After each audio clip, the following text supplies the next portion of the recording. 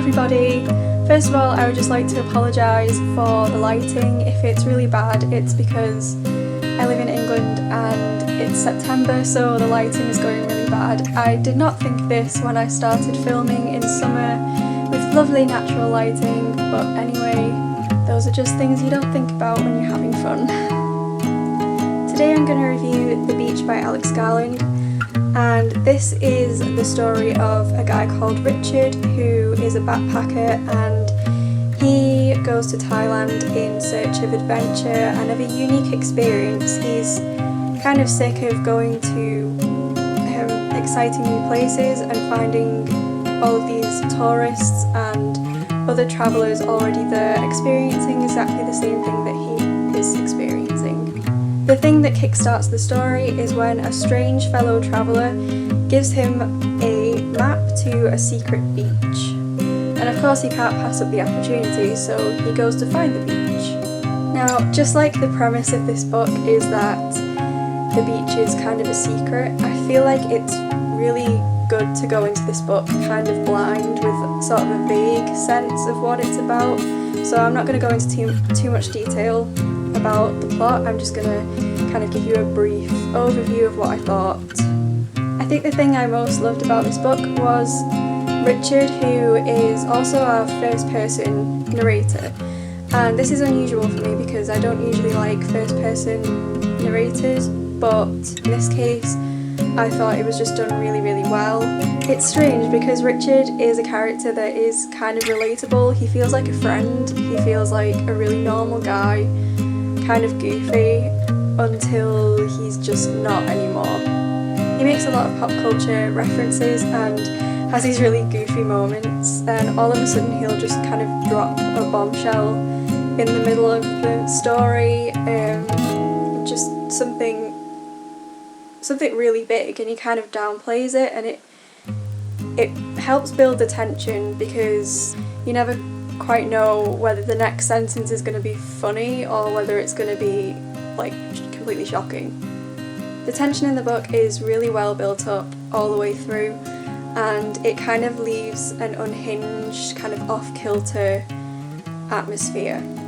There's a really great juxtaposition of the mundane and the kind of taboo. It feels even wrong just to read it, or even wrong just to think about it, or that someone would think about it. And it's not done in a big way. It's kind of, it'll just be kind of like almost offhand.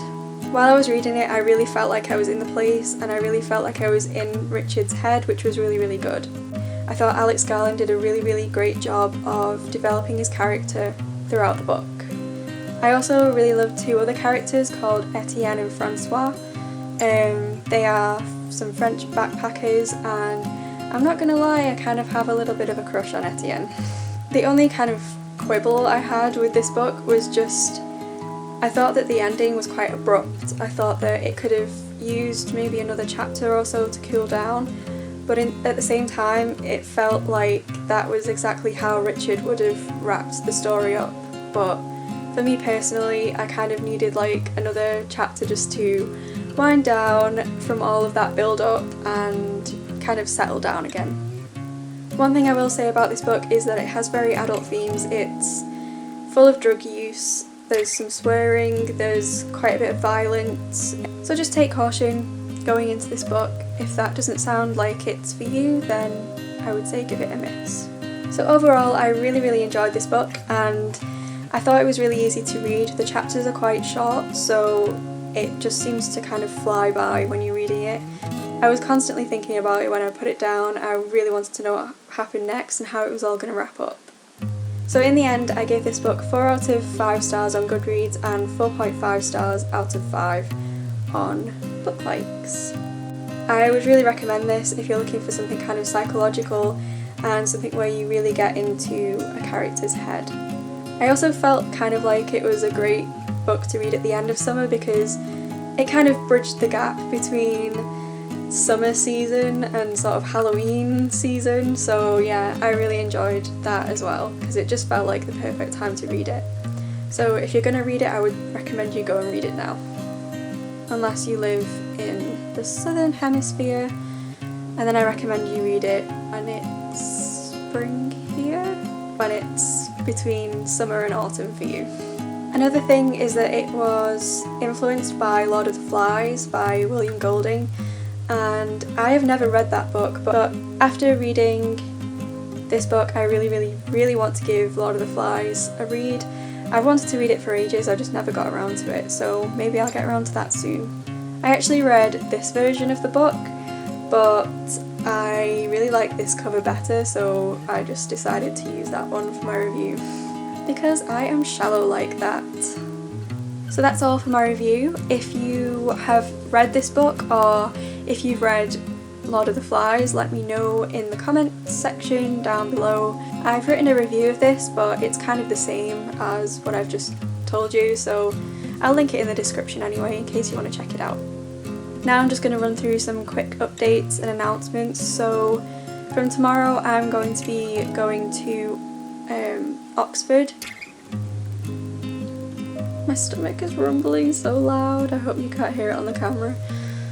I only had a bit of cereal left this morning, so sad times. Anyway, announcements. So from tomorrow I'm going to be going down to Oxford just to visit. I'm not going to the uni. That would be amazing if I was going to Oxford University, but I'm not, unfortunately. I'm just going to be being a tourist, so yeah, I'm going to go and meet a friend, and the point of me telling you that is that if I don't reply or seem a little bit MIA, that would be why. So I'm only going to take my iPad and I have no idea how to reply to people on there on YouTube, so there's that. But I will be back on Friday, so I can catch up then. I want to take like a short book with me to read, but I'm not sure which one to take. I do need to start A Dance with Dragons, but I'm not sure I want to start it on the trip, so I wanted something kind of Oxford themed, so I was thinking of reading Picture of Dorian Gray because Oscar Wilde lived in Oxford for quite a while, so I'm thinking of giving that one a go. So thank you so much for watching, and I will see you next time. Bye! My dog is barking.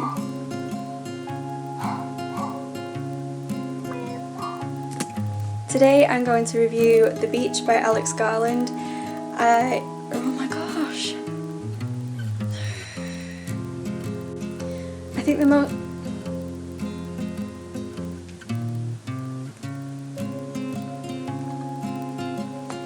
It's so heavy once you've been holding it for a while. Heavy. I have weak arms.